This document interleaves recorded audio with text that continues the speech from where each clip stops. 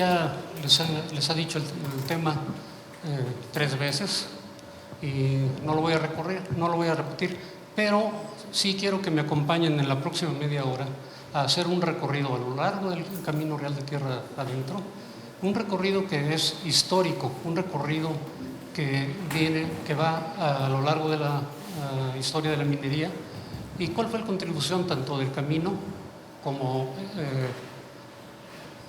de la minería al desarrollo de México. Tenemos que partir de algunos antecedentes prehispánicos y básicamente ya lo han mencionado varias veces durante el día, que a la llegada de los españoles ellos no partieron de cero, ya existía todo un desarrollo comercial antes de la conquista. Y en esta gráfica en la cual se muestran una serie de caminos comerciales preexistentes desde la zona de Nuevo México y Arizona y Nevada hasta la zona central de Mesoamérica, desde el preclásico muy probablemente o del clásico hasta la llegada de los españoles. Esta gráfica se refiere exclusivamente al comercio de la turquesa. Algunos de los materiales que se manejaron o que eran de interés en épocas prehispánicas eran básicamente la turquesa, la obsidiana, el oro, el cinabrio, el mercurio y la jadeíta. La turquesa, tanto la turquesa como el oro y la jadeíta eran de uso suntuario. Solo las grandes, solo lo alto de la jerarquía de los grupos prehispánicos podían tener acceso a ese tipo de materiales. Había materiales de tipo utilitario, como era la obsidiana, y aquí podríamos enfocar o encuadrar también todo tipo de arcillas, ocres, materiales que se requerían para pinturas y otras cosas. El cinabrio tenía un especial valor desde el punto de vista ceremonial, básicamente para los mexicas y algunas razas anteriores.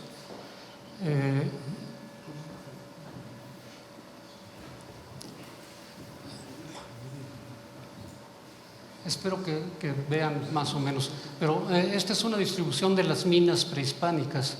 En esta zona principalmente tenemos las minas de turquesa, que desde la zona de Cerrillos, Nuevo México, partían para llegar al centro de Mesoamérica.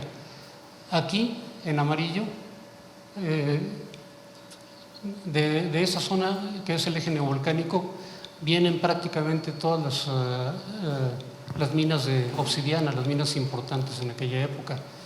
En esta parte, que no se ve, de Oaxaca, salía el oro, principalmente oro de placer, que se pagaba como impuesto a los aztecas. En la zona de Motagua, en Guatemala, prácticamente es la única en la cual existía jade, que en realidad no es jade, es jadeíta, muy parecido, pero esos materiales recorrían, en particular la turquesa, lo que yo llamo la ruta de la turquesa, desde la zona de Cerrillos, Nuevo México,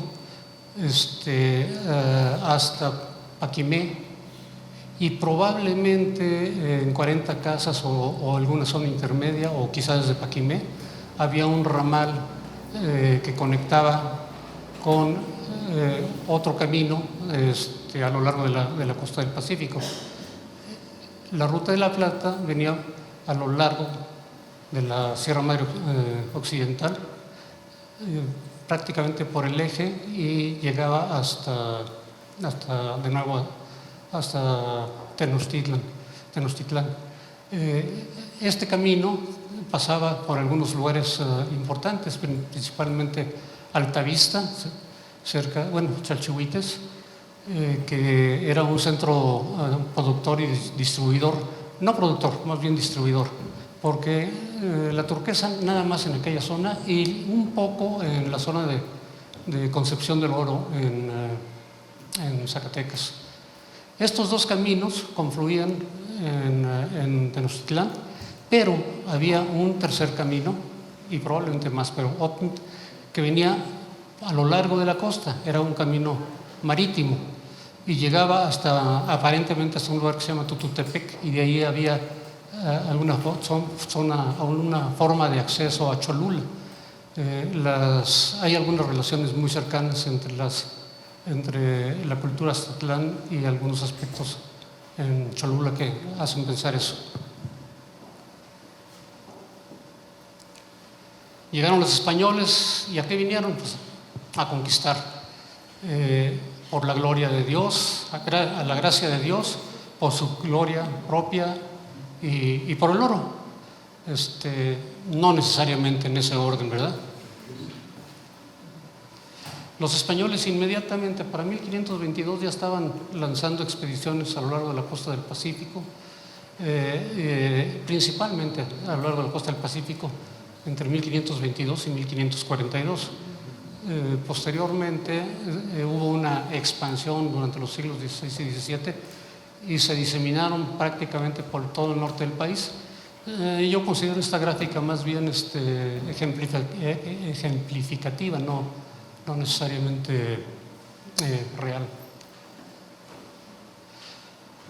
Lo que sí sabemos es que el Camino Real de la Plata, aunque ahora ya tenemos algunas dudas porque hoy hemos oído 3 versiones de la longitud del Camino Real, ¿verdad? De 2400, 2600 y 2900.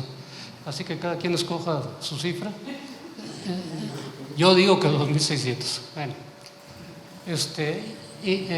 inició con caminos y veredas que utilizaban los puxtecas para transportar los materiales.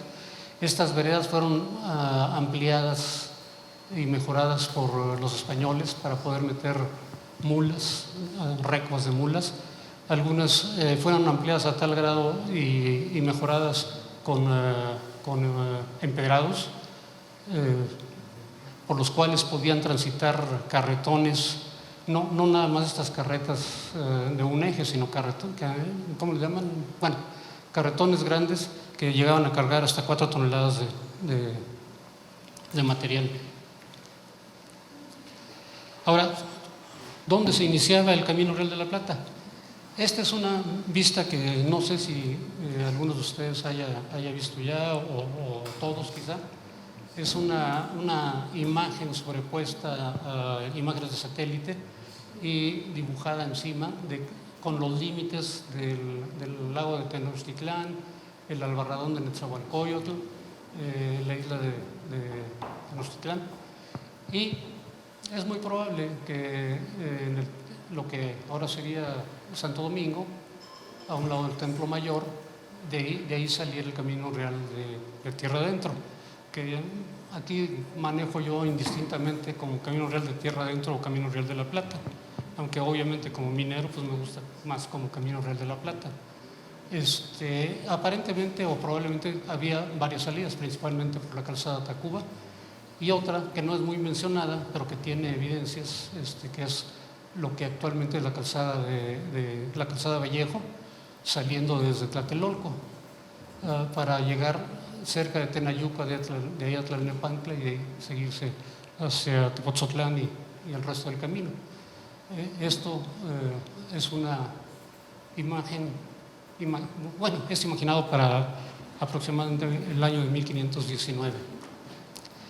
Ahora, hubo dos ejes importantes y principales en la conquista. Uno era la conquista espiritual y el otro era la conquista militar. Esto se los voy a leer porque se me hace interesante a mí. La conquista territorial vino aparejada de la conquista espiritual y de mano de la espada y la cruz, como una lucha tenaz y cotidiana entre el bien, representado por los religiosos, portadores de la luz de la palabra divina, y el mal, encarnado por el demonio, quien mediante engaños, mentiras, falacias y otras artimañas había mantenido a los aborígenes sumergidos por largo tiempo en las tinieblas de la idolatría y alejados de los caminos de Dios. Esto a mí se me hace muy significativo por todo lo que vino después, por la profunda religiosidad de los españoles y el efecto que tuvo en las razas en México. Hace rato platicamos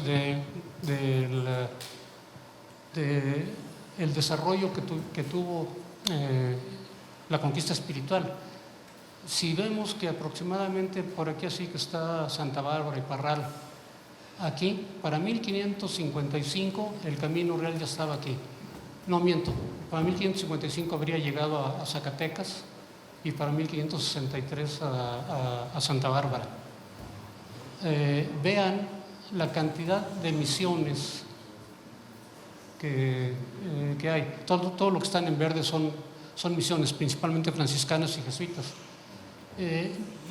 Debía haber puesto aquí también la ruta de la turquesa, que viene paralela al camino real, pero a lo largo de la sierra. Básicamente los misioneros siguieron esos caminos que nada más los indígenas conocían y transitaban.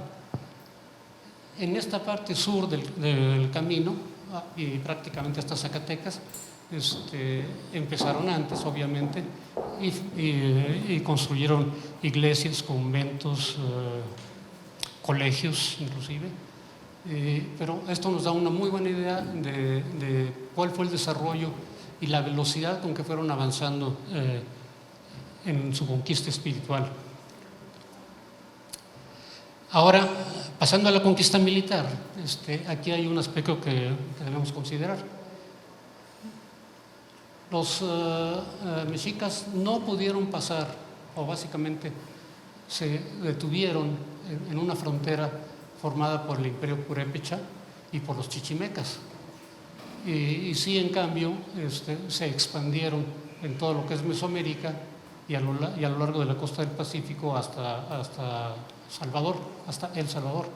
En Yucatán estaban los mayas, pero fuera del comercio, entiendo yo que no hubo conquista militar. Igual hacia acá, aun cuando llevaban soldados por delante, les decían, nosotros nomás venimos a comprar y no hay problema con nosotros.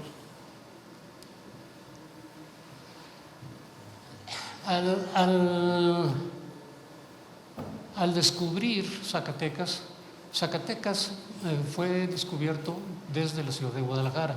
A lo largo del cañón del río Juchipila llegaron a Zacatecas, ahí unos indios les dijeron, mira, ahí hay un cerro y ahí hay mineral, y bueno, descubrieron la gran riqueza de Zacatecas. Pero resulta que Zacatecas estaba en medio de la gran Chichimeca, que estaba conformada por unas 7 tribus diferentes. Los primeros en pegar el grito fueron los cascanes a lo largo del cañón de Juchipila, y les estuvieron guerreando a los españoles, básicamente por las injusticias que cometieron en toda esta zona, pero a final de cuentas salieron derrotados. Los chichimecas, en cambio, tuvieron una guerra, o los españoles no pudieron con los chichimecas por casi 50 años, desde 1549 hasta 1589, 40 años, 40 y 50 años. Vean dónde está Zacatecas, y hasta aquí estaba el inferior, bueno, la zona chichimeca. Entonces, el camino real debería de atravesar todo el corazón de la gran Chichimeca para poder llegar a Zacatecas.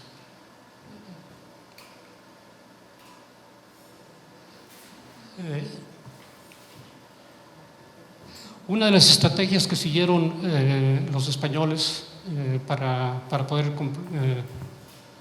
construir el camino, y eso debido a las constantes guerrillas que les hacían los chichimecas. Aquí en anaranjado ven más o menos el límite del dominio chichimeca, y no se ve bien, pero la principal estrategia que siguieron los españoles fue construir una serie de fuertes, fortalezas, presidios, atalayas, casas fuertes, etcétera, para proteger a todos los transeúntes del Camino Real conforme iba avanzando.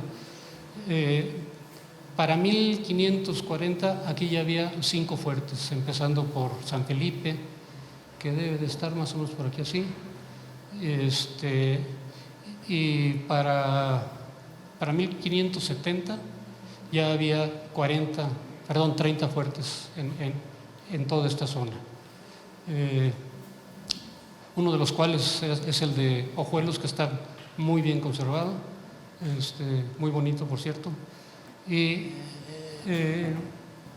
la estrategia de construcción de fuertes, como sería el de Ojuelos,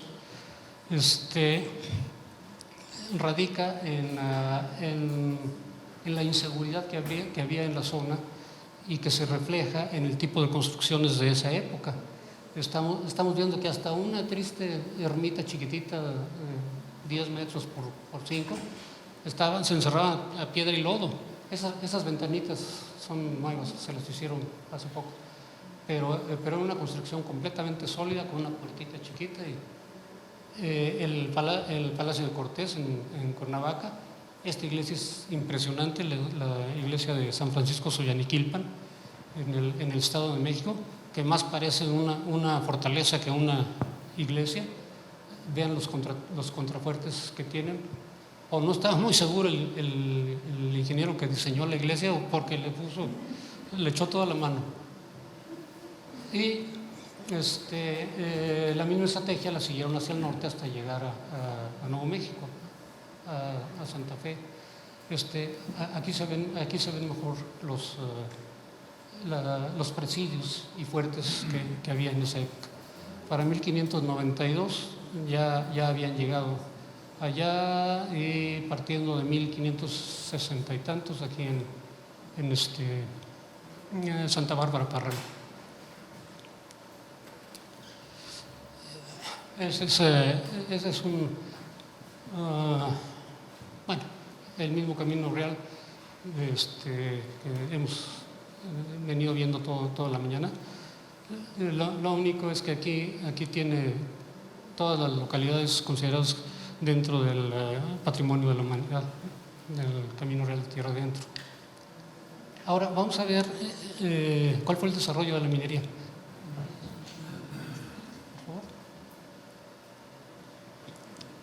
En el siglo XVI, cuando se empezaron a descubrir minas allá en España, dijo el rey: no, espérense tantito, aquí todas las minas son de Miguelito. Yo les doy chance de que trabajen las minas, pero me van a dar un 20% de lo que saque el quinto real. Entonces, para controlar ese quinto real y que se pagaran principalmente el quinto real, se crearon unos entes administrativos que para eso eran buenos los españoles, que fueron los reales de minas. Ahí había un encargado del real de minas, y él veía que si de tal mina ahí en su entorno sacaban 1 tonelada, pues 200 kilos iban para el rey, y de esa forma se aseguraban de que había pago. Todos los que ven en azul, o todos los que no ven en azul, son reales de minas del siglo XVI. Y si nos ponemos a ver, una buena parte de esos reales de minas todavía están trabajando. Estamos hablando de más de 400 años, intermitentemente, por diversas razones, pero así estaba más o menos la situación en el siglo XVI. ¿Qué fue lo que pasó? Que los reales de minas empezaron a crecer y empezaron a requerir de alimentos, implementos de trabajo, toda clase de, inclusive ropa, e inclusive vinos españoles, y todo lo que se les pueda ocurrir que necesitaban, lo movían a través del Camino Real de la Plata. Y el efecto inmediato, además del incremento de comercio, fue que empezaron a crearse una multitud de campos agrícolas y zonas ganaderas. Si ven las estrellas, son los principales centros mineros, y en torno a ellas empezaron a crear campos de trigo y maíz principalmente, muy poca avena, pero trigo y maíz.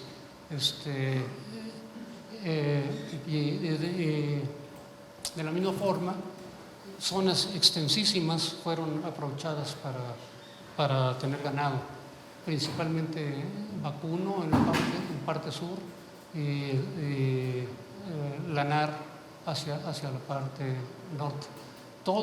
Toda esta producción no tenía otro objeto más que satisfacer las necesidades de todos los reales de mina que para entonces ya estaban trabajando.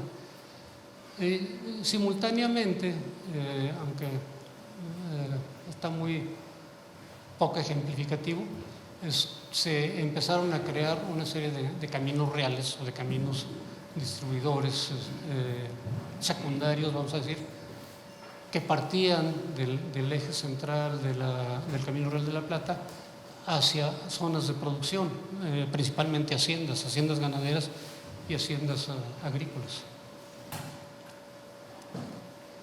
En el siglo XVI,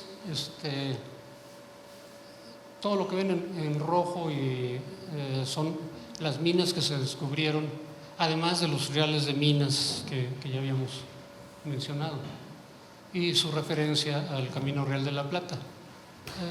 Bueno, aquí yo creo que sí conviene decir que si ven, aquí está Charcas, Santa Bárbara, hasta aquí llegaba el Camino Real, y ya nada más había unos cuantos distritos mineros nuevos al norte del límite del Camino Real.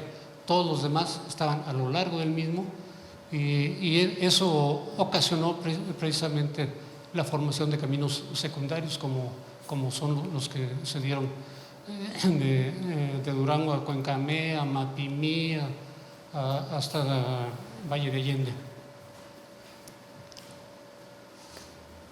Durante los siglos XVIII y XIX tenemos el descubrimiento de minas en verde en el 18 y los que están en morado en el 19. Como ven, la mayoría de las minas ya fueron localizadas o descubiertas en la parte alta de la sierra, en las partes más recónditas de la Sierra Madre Occidental. Ya a lo largo del camino, en zonas relativamente sencillas, ya fue poco lo que se descubrió, aun cuando también hubo descubrimientos.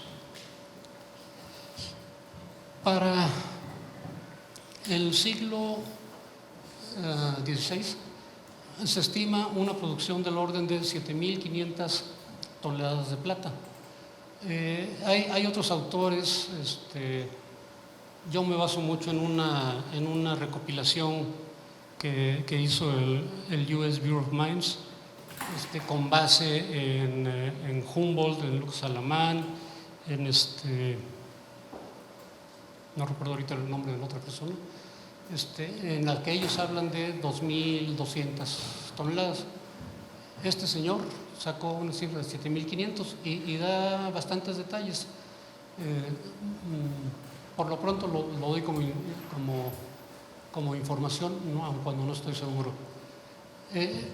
Aquí lo interesante de notar es que en 1555 se inventó el método de patio en Pachuca y se introdujo. Para 1580 prácticamente todas las minas o muchas minas de Zacatecas y Guanajuato y un poco en San Luis Potosí utilizaban ya el método de patio, que permitía la recuperación del oro y la plata mucho más eficientemente.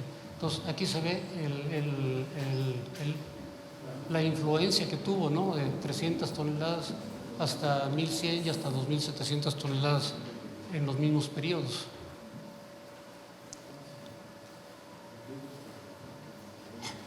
En este par de gráficas es muy interesante notar que durante el siglo XVII prácticamente la producción estuvo más o menos constante. Destaca el caso de Zacatecas. La corona tenía el monopolio de los principales insumos de la minería, el azogue y la pólvora. El caso del azogue, o sea, el mercurio, era para proteger a las minas de Almadén, porque el mercurio nos lo mandaban desde Almadén y de ahí lo transportaban en carreta hasta Zacatecas. Entonces eso era muy problemático. Y eso lo hacía la casa de moneda, porque de esa forma, controlando el azogue o el mercurio, podían controlar la cantidad de oro y plata que salía de los reales. Además había otros impuestos, en particular las alcabalas, que se iban para financiar el gasto público. Los mineros se quejaron y haciendo, ahora sí que lobbying, como dicen, lograron una reducción de las tasas, pasando del el quinto real a un diezmo. Y en 1777, se promulgaron, es un caso curioso, primero se implementaron y después se promulgaron las ordenanzas de minería, que implicaban la creación del Tribunal General de Minería, la creación de un banco de avío, cosa que fue muy importante, un banco para darle préstamo a los mineros, y la creación del colegio de minería que están viendo ahí en la foto.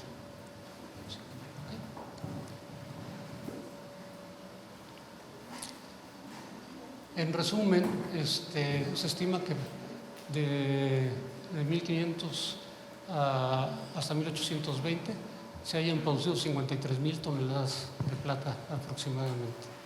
Y de nuevo, aquí está el efecto de la reducción del quinto real y el efecto en particular de la creación del banco de avío, porque el banco de avío llegaba y les prestaba dinero aún sin tener una garantía, nada más con lo que ellos decían que iban a encontrar y que les iban a pagar, a la palabra les prestaban, y este fue el resultado.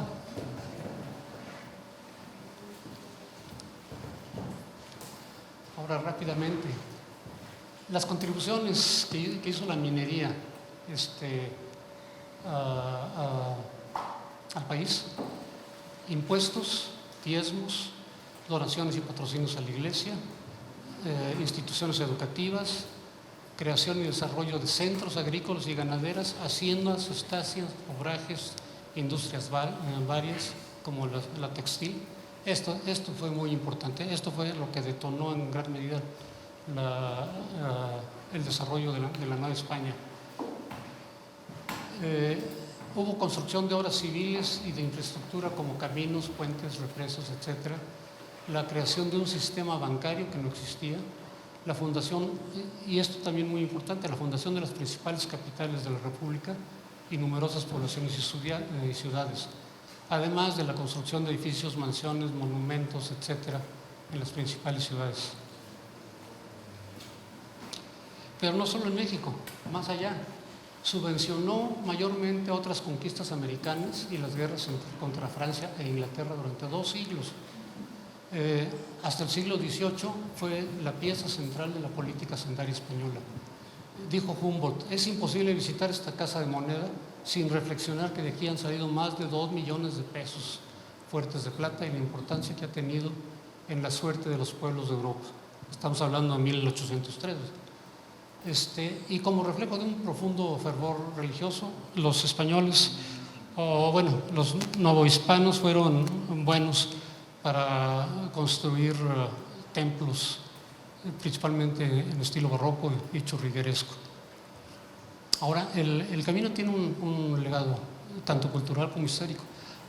Esto es hablando de las construcciones monumentales que tenemos en diferentes capitales o diferentes ciudades coloniales.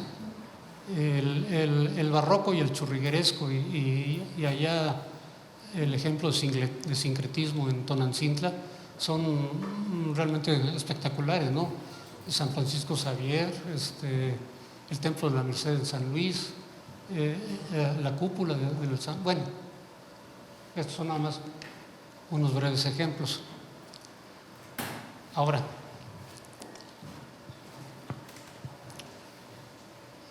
como parte de la estrategia de colonización de los españoles, enviaron en la diáspora tlaxcalteca a 300 familias hacia el norte y noreste.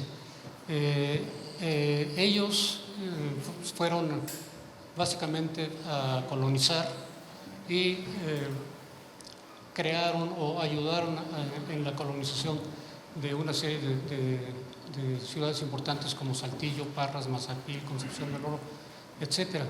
Muchos aspectos etnográficos de esta influencia, hace rato dijeron que no fueron nada más tlaxcaltecas, y es cierto, hubo otras etnias que participaron, sin embargo, los más famosos son los tlaxcaltecas. Pero todos ellos dejaron algunos aspectos etnográficos, incluyendo musicables, bailables, ceremonias religiosas, pero también arribaron españoles y otros europeos. Sus presencias, además de las condiciones de frontera que durante muchos años vivió el norte del país, propiciaron un mestizaje acelerado, tanto en lo cultural como en lo biológico, cosa que es muy importante. Aquí se introdujeron conceptos europeos de diversa índole y se quedaron tradiciones de tipo religioso católico con un fuerte sabor antiguo. Estamos hablando de las pastorelas, o en el caso indígena de las danzas de los matachines.